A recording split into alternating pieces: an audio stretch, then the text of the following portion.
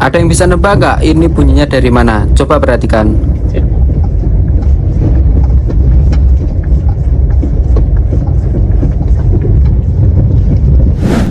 Ini keluhan yang sering terjadi di mobil Toyota, terutama Toyota Agya. Jadi bisa dilihat sendiri untuk kondisi park kaki-kaki, terutama yang stabil itu udah rusak.